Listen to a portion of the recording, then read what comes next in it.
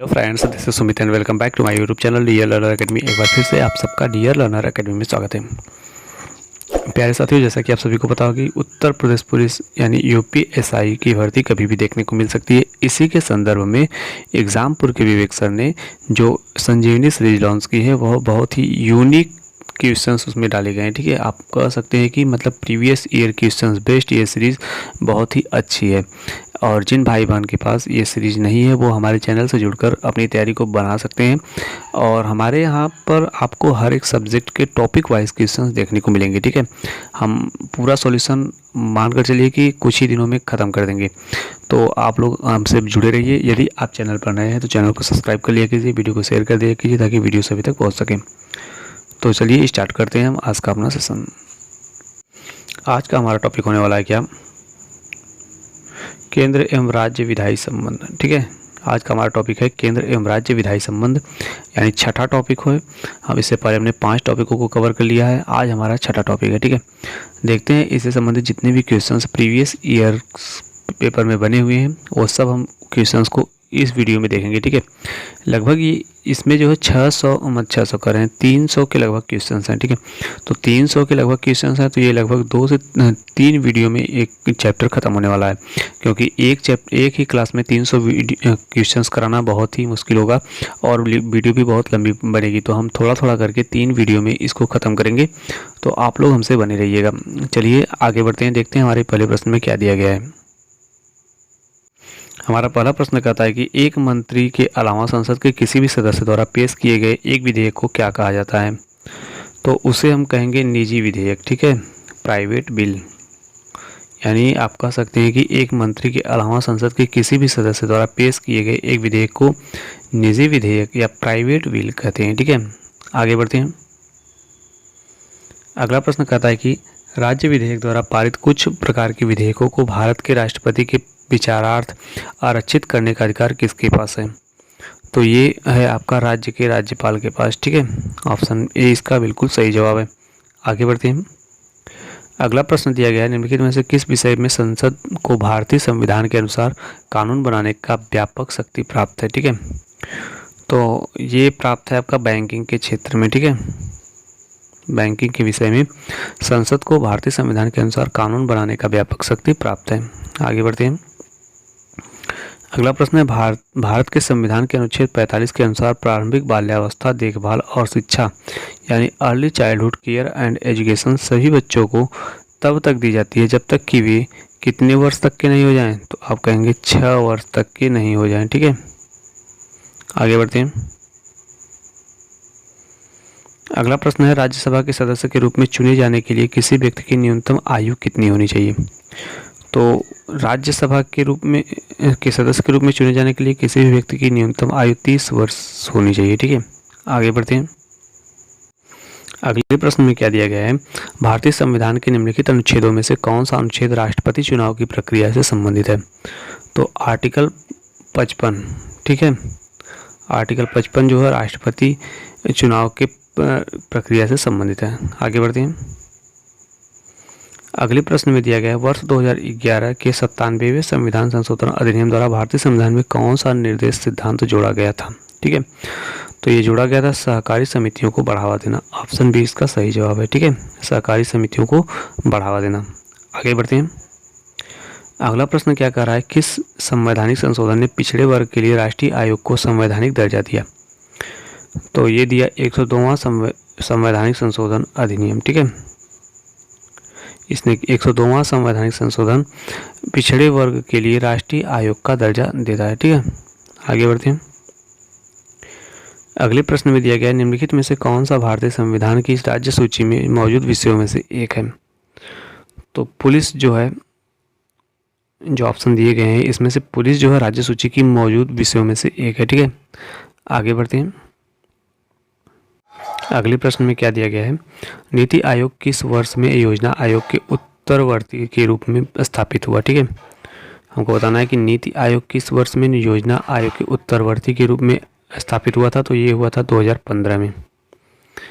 आगे बढ़ते हैं।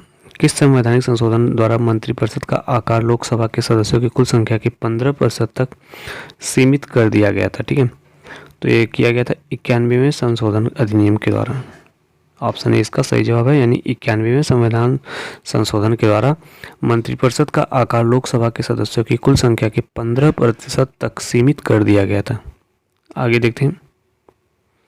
अगला प्रश्न कहता है कि भारतीय संविधान की 7वीं अनुसूची के संदर्भ में संक्रामक या संसर्गज रोगों का विषय ... एक भाग है। तो ये है आपकी सूची का एक भाग है, ठीक है।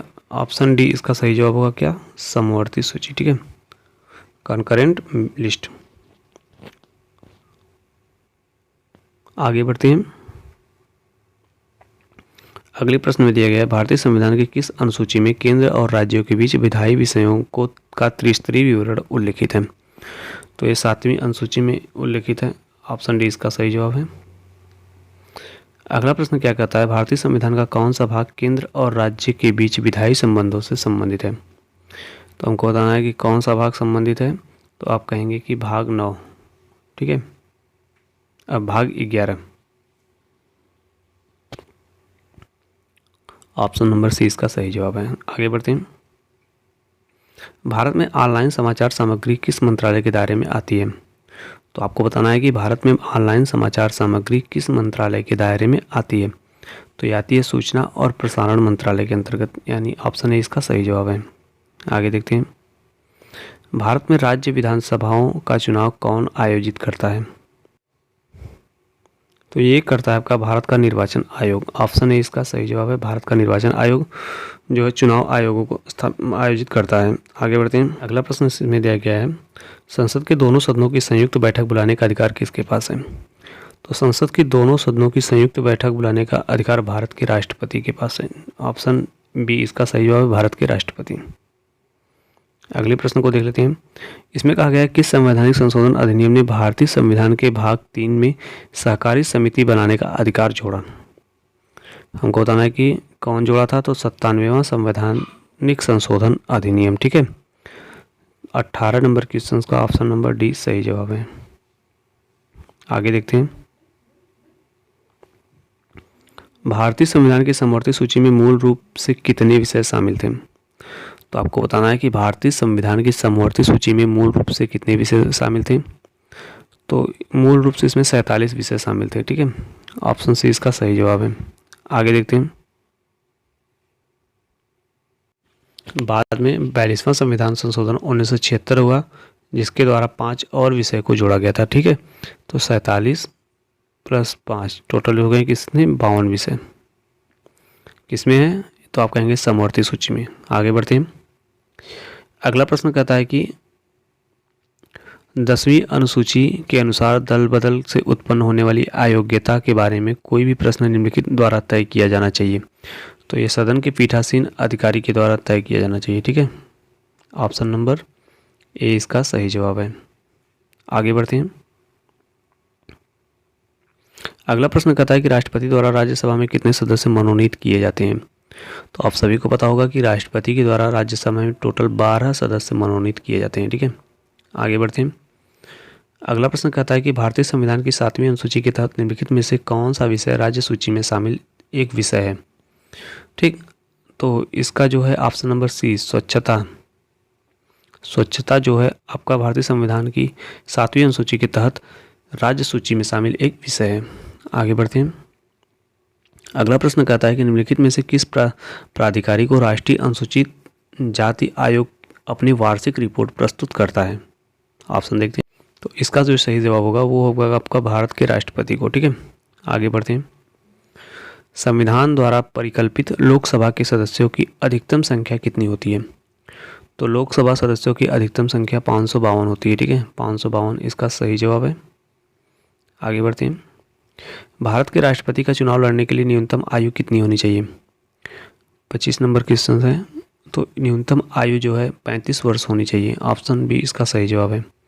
भारत का राष्ट्रपति का चुनाव लड़ने के लिए न्यूनतम आयु कितनी होनी चाहिए। तो आप कहेंगे 35 वर्ष होनी चाहिए। आगे बढ़ते हैं। मौलिक कर्तव्य किन पर लागू होते हैं। 26 नंबर क्वेश्चन का कह रहा है कि मौलिक कर्तव्य जो है किन पर लागू होते हैं। तो ये लागू होते हैं केवल भारतीय नागरिकों पर, ठीक, सिटीजन्स ओनली। आगे देखते हैं। भारतीय संविधान में निम्नलिखित में से कौन सा अनुच्छेद केंद्र में सरकार के संदर्भ संसदीय स्वरूप से संबंधित है? ठीक है, तो संसदीय स्वरूप से कौन सा संदर्भित है? तो आप कहेंगे अनुच्छेद 74 और 75, आर्टिकल 74 एंड 75। ठीक, आगे बढ़ते हैं। अगला प्रश्न दिया गया है, भारतीय संविधान की 7वीं अनुसूची के अनुसार परमाणु ऊर्जा विषय पर कानून बनाने का अधिकार किसके पास है? तो परमाणु ऊर्जा विषय पर कानून बनाने का अधिकार केवल संसद के पास है। ठीक है, ऑप्शन बी इसका सही जवाब है। आगे बढ़ते हैं। अगला प्रश्न कह रहा है कि निम्नलिखित में से कौन सा अनुच्छेद संसद और राज्य विधानमंडलों को सेवा मामलों के अलावा विवादों के अधिनिर्णय के लिए न्यायाधिकरण स्थापित करने के लिए अधिकृत करता है? ठीक है, हमको बताना है। चलिए इसके ऑप्शन देखते हैं। तो 29 नंबर क्वेश्चन का ऑप्शन नंबर बी जो है सही जवाब है। ठीक है, इसमें क्या कह रहा है कि अनुच्छेद 323 बी। आगे बढ़ते हैं। अगला प्रश्न है, भारतीय संविधान का निम्नलिखित में से कौन सा अनुच्छेद संसद के सदस्यों के विशेषाधिकारों से संबंधित है? तो विशेषाधिकारों से संबंधित है आर्टिकल 105। ठीक, आर्टिकल 105 इसका सही जवाब होगा। आगे बढ़ते हैं, देखते हैं अगले प्रश्न में क्या दिया गया है। तो भारत में अध्यक्ष यानी स्पीकर और उपाध्यक्ष यानी डिप्टी स्पीकर के पद किस प्रावधान के तहत सृजित हुए? तो ये हुए भारत सरकार अधिनियम 1919 के तहत। ठीक है, आगे बढ़ते हैं। किस संवैधानिक संशोधन अधिनियम ने भारत में शिक्षा के अधिकार को मौलिक अधिकार बना दिया? ठीक है, हमको बताना है। तो ये बनाया है आपका 86वां संविधान संशोधन अधिनियम। ठीक है, 2002 को 86वां संविधान संशोधन अधिनियम 2002 को 2 ने शिक्षा के अधिकार को मौलिक अधिकार बना दिया। आगे बढ़ते हैं। राज्यसभा में राज्यों को आवंटित सीटें निम्नलिखित में से किस पर आधारित हैं? हमको बताना है कि राज्यसभा में राज्यों को आवंटित सीटें निम्नलिखित में से किस पर आधारित हैं? तो ये आधारित है प्रत्येक राज्य की जनसंख्या पर। ठीक है, ऑप्शन डी इसका सही जवाब है, प्रत्येक राज्य की जनसंख्या पर। आगे बढ़ते हैं। अगला प्रश्न कहता है, भारतीय संविधान के निर्माताओं द्वारा किस देश के संविधान से केंद्र के पास अवशिष्ट शक्तियां होने की संकल्पना को लिया गया है? तो अवशिष्ट शक्तियों के का प्रावधान जो है किस देश के संविधान से लिया गया है? तो आप कहेंगे कि कनाडा के संविधान से। ठीक है, ऑप्शन सी इसका सही जवाब है। 34 नंबर क्वेश्चन का ऑप्शन नंबर सी। आगे बढ़ते हैं। अगला प्रश्न है, भारतीय संविधान की कौन सी अनुसूची राज्यसभा में सीटों के आवंटन से संबंधित है? तो आपको बताना है कि कौन सी अनुसूची जो है राज्यसभा में सीटों के आवंटन से संबंधित है। ऑप्शन देखेंगे तो इसका जो ऑप्शन होगा ऑप्शन नंबर बी, चौथी अनुसूची जो है राज्यसभा में सीटों के आवंटन से संबंधित है। ठीक है, चौथी अनुसूची। 35 नंबर क्वेश्चन का ऑप्शन नंबर बी सही जवाब है। आगे बढ़ते हैं। अगला प्रश्न कहता है कि भारतीय संविधान की किस अनुसूची में भारत के राष्ट्रपति के पारिश्रमिक भत्ते और विशेषाधिकारों से संबंधित प्रावधान है? ठीक है, तो ये है आपका द्वितीय अनुसूची में। तीसरी अनुसूची में शपथ से संबंधित है। अगली बढ़ते हैं। भारतीय संविधान में ... संशोधन द्वारा वनों और जंगली जंतुओं और पक्षियों की सुरक्षा के विषय को स्थानांतरण राज्य सूची से समर्थित सूची में हुआ था।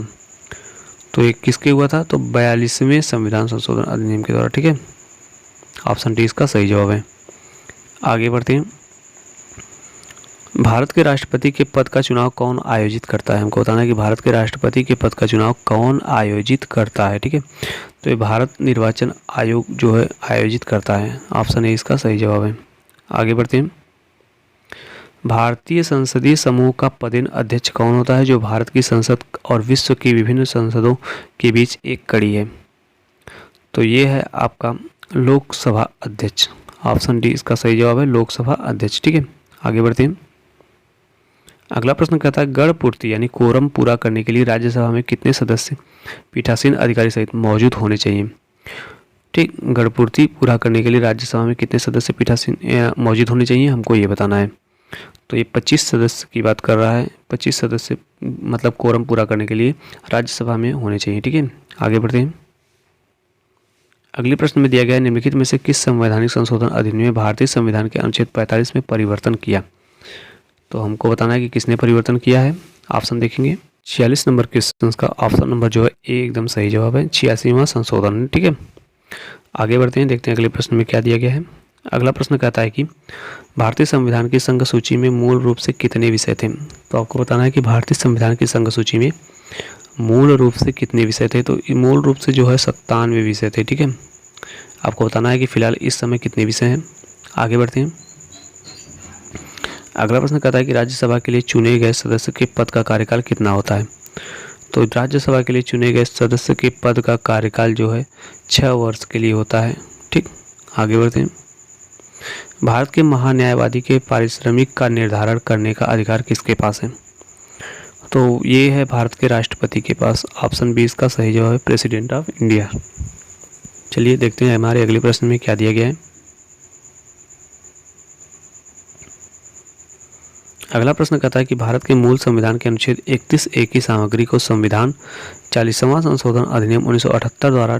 के रूप में इसमें पुनः प्रस्तुत किया गया था। ठीक है, तो 45 नंबर क्वेश्चन का ऑप्शन नंबर डी यानी अनुच्छेद 301। ठीक है, आगे बढ़ते हैं। अगला प्रश्न कहता है निम्नलिखित में से किसके पास भारत में किसी राज्य का नाम बदलने की शक्ति है? तो आपको बताना है कि किसके पास जो है किसी राज्य का नाम बदलने की शक्ति होती है।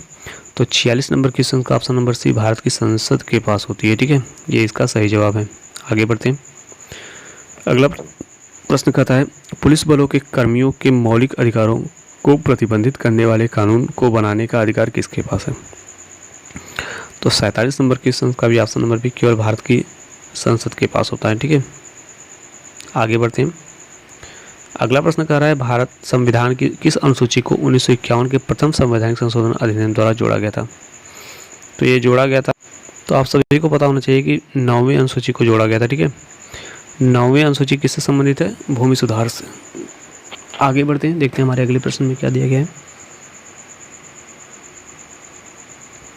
अगला प्रश्न हमारा कहता है भारतीय संविधान के तहत भारत की संसद में राज्यसभा, लोकसभा और ... शामिल है। तो कौन शामिल है? तो आप कहेंगे भारत के राष्ट्रपति। ठीक, भारत के राष्ट्रपति भी शामिल होते हैं। आगे बढ़ते हैं। भारतीय संविधान का कौन सा अनुच्छेद राष्ट्रपति को सर्वोच्च न्यायालय से सलाह लेने के लिए अधिकृत करता है? तो ये करता है आपका अनुच्छेद 143। ठीक, अनुच्छेद 143 जो है राष्ट्रपति को सर्वोच्च न्यायालय से सलाह लेने के लिए अधिकृत करता है। 50 नंबर क्वेश्चन का ऑप्शन नंबर बी सही जवाब है। आगे बढ़ते हैं। अगला प्रश्न कहता है कि राष्ट्रीय अनुसूचित जनजाति आयोग के अध्यक्ष और अन्य सदस्यों की नियुक्ति कौन करता है? तो ये करते हैं भारत के राष्ट्रपति। ठीक, ऑप्शन बी इसका सही जवाब है प्रेसिडेंट ऑफ इंडिया। अगले प्रश्न की तरफ चलते हैं, देखते हैं हमारे अगले प्रश्न में क्या दिया गया है। तो अगला प्रश्न कहता है भारतीय संविधान का कौन सा अनुच्छेद प्रधानमंत्री नियुक्त करने का अधिकार राष्ट्रपति को देता है? ठीक, तो ये देता है आपका आर्टिकल 75। ठीक, आगे बढ़ते हैं। निम्नलिखित में से किसके पास 2 या 2 से अधिक राज्यों के लिए सर्वमान्य उच्च न्यायालय स्थापित करने का अधिकार है? तो हमको बताना है कि भारत की संसद के पास ये अधिकार होता है। ठीक है, ऑप्शन बी इसका सही जवाब है भारत की संसद के पास। चलिए आगे बढ़ते हैं।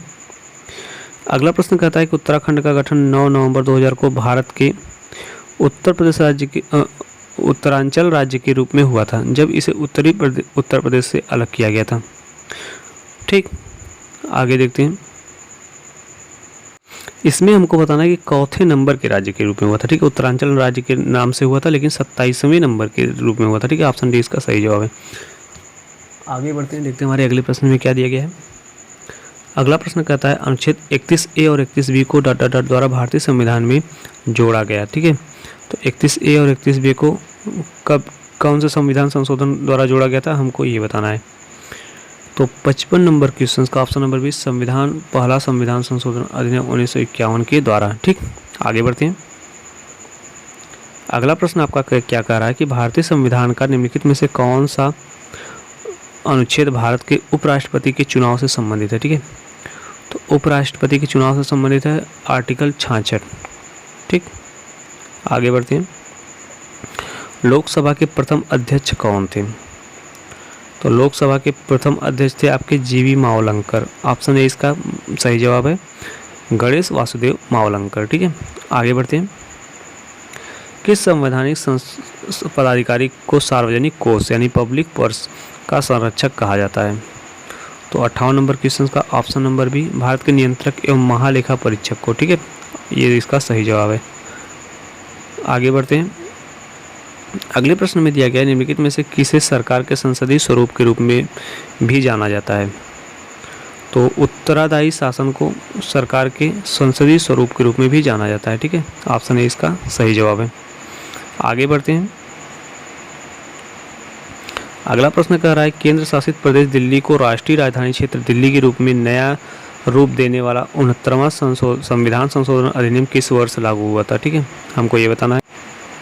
तो ये जो है आपका लागू हुआ था 1992 में, ठीक है, ऑप्शन सी इसका सही जवाब है, 1992। आगे बढ़ते हैं। भारतीय संविधान में शक्तिशाली केंद्र वाला संघ यानी फेडरेशन विद स्ट्रॉन्ग सेंटर निम्नलिखित में से किस संविधान से ली गई विशेषता है? ठीक है, तो ये आपकी ली गई थी कनाडा का संविधान से, ठीक है, ऑप्शन सी इसका सही जवाब है, कनाडा कॉन्स्टिट्यूशन। आगे बढ़ते हैं। अनुच्छेद 31A को ... द्वारा भारतीय संविधान में समाविष्ट किया गया था, मतलब किस संविधान संशोधन द्वारा समाहित किया गया था? तो 62 नंबर क्वेश्चन का ऑप्शन नंबर सी प्रथम संविधान संशोधन अधिनियम 1951 के द्वारा, ठीक है। आगे बढ़ते हैं। केंद्रीय मंत्रियों के लिए शपथ और प्रतिज्ञापन की विधियां भारतीय संविधान की किस अनुसूची में उल्लिखित हैं? तो ये उल्लिखित है आपकी तीसरी अनुसूची में, ठीक है। शपथ का प्रावधान किस में है? तीसरी अनुसूची में। वेतन भत्ते दूसरी अनुसूची में। आगे बढ़ते हैं। अगला प्रश्न आपका क्या कह रहा है? ... के मामले में न्यायिक रूप से अभूतपूर्व प्रक्रिया में 11 न्यायाधीशों के निर्णय की व्याख्या करने के लिए 5 न्यायाधीशों की एक पीठ का गठन किया गया था। तो 64 नंबर क्वेश्चन का ऑप्शन नंबर ए यानी इस्लामिक एकेडमी ऑफ एजुकेशन बनाम कर्नाटक राज्य के मामले में, ठीक है। आगे बढ़ते हैं। अगला प्रश्न है कि निम्नलिखित समितियों में से किसके निर्वाचित सदस्य केवल लोकसभा से होते हैं? ठीक है, हमको ये बताना है कि किसके निर्वाचित सदस्य केवल लोकसभा से होते हैं। देखते हैं इसके ऑप्शन। 65 नंबर क्वेश्चन का जो है ऑप्शन नंबर बी प्राक्कलन समिति की, ठीक है, ये इसका सही जवाब है। आगे बढ़ते हैं। अगला प्रश्न है 2007 में पुंछी आयोग के गठन के पीछे मुख्य कार्यसूची क्या थी, यानी मुख्य एजेंडा क्या था? तो ये था केंद्र राज्य संबंध, ठीक है, ऑप्शन ए इसका सही जवाब है, केंद्र राज्य संबंध। आगे बढ़ते हैं। अगला प्रश्न कहता है निम्नलिखित में से किसे भारत की संसदीय प्रणाली में सरकार के एक वास्तविक कार्यकारी और प्रमुख के रूप में माना जाता है? तो 67 नंबर क्वेश्चन का ऑप्शन नंबर सी भारत के प्रधानमंत्री को, ठीक है, ऑप्शन सी इसका सही जवाब है। आगे बढ़ते हैं। किस संविधान संशोधन अधिनियम ने 9वीं और 11वीं अनुसूचित को भारत के संविधान में जोड़ा? हमको ये बताना है, ठीक है। तो 68 नंबर क्वेश्चन का ऑप्शन नंबर डी करा 1992 का 73वां संशोधन अधिनियम, ठीक है, 92वां संविधान संशोधन अधिनियम 73 यानी 73वां संविधान संशोधन अधिनियम 1992, ठीक है, ये इसका सही जवाब है। आगे बढ़ते हैं। भारत के महान्यायवादी की नियुक्ति कौन करता है? हमको बताना है कि भारत के महान्यायवादी की नियुक्ति कौन करता है। इसके ऑप्शन दिए गए हैं क्या? भारत के प्रधानमंत्री, भारत के राष्ट्रपति, ठीक, उसके बाद आपके ऑप्शन दिए गए हैं क्या? भारत के मुख्य न्यायाधीश और केंद्रीय कानून मंत्री। तो 69 नंबर क्वेश्चन का ऑप्शन नंबर 20 सही जवाब है, भारत के राष्ट्रपति करते हैं, ठीक। भारत के महान्यायवादी की नियुक्ति भारत के राष्ट्रपति करते हैं। तो आज हमने 69 क्वेश्चन को टोटल अटेम्प्ट किया है। आप लोगों को अच्छा लगा होगा तो आप लोग कमेंट में बताइएगा कि आप लोगों को वीडियो कैसा लगा। यदि और भी टॉपिक पर वीडियो चाहिए तो आप हमें कमेंट बॉक्स में बता सकते हैं, हमारी पूरी टीम आपका पूरा सपोर्ट करेगी। और यदि आपको कोई डाउट्स रह जा रहा है तो वो भी आप हमें कमेंट बॉक्स में पूछ सकते हैं, उसके लिए भी हम तत्पर हैं, ठीक है। तो चलिए फिर मिलते हैं अगले वीडियो में। यदि आप चैनल पर नए हैं तो चैनल को सब्सक्राइब कर लिया कीजिए, वीडियो को शेयर कर दिया कीजिए ताकि वीडियो सभी तक पहुँच सकें। फिर मिलते हैं अगले वीडियो में, तब तक के लिए धन्यवाद।